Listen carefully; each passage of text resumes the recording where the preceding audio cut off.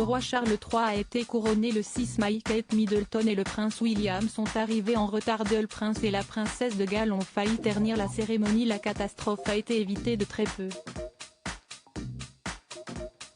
Ce samedi 6 mai, le couronnement de Charles III s'est déroulé sans accroc ou presque. Après l'arrestation de quelques manifestants anti-monarchie, la cérémonie a bien failli débuter en retard. La raison ? L'absence de Kate Middleton, du prince William et de leurs 3 enfants. Ce contretemps a d'ailleurs chamboulé l'ordre de service.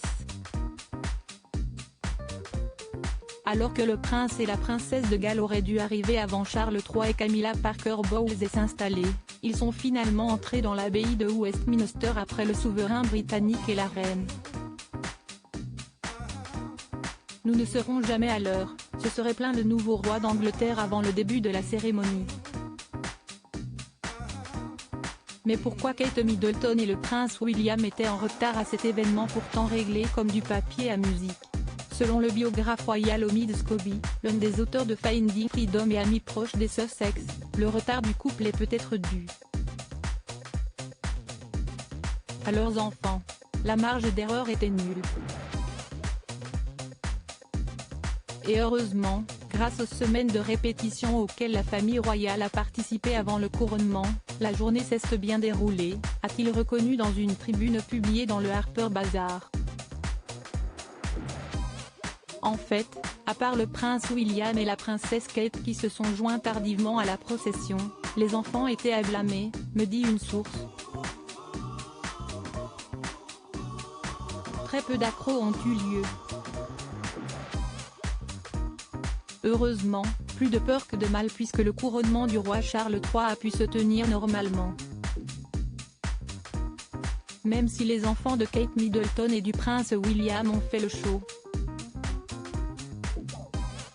Couronnement du roi Charles III, un ou deux couacs et notamment le prince Louis, qui a beaucoup amusé les internautes avec ses bâillements à répétition.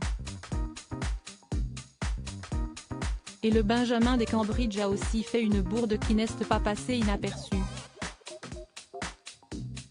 Au moment de chanter l'hymne national britannique, le petit garçon a crié God Save the Queen au lieu de God Save the King.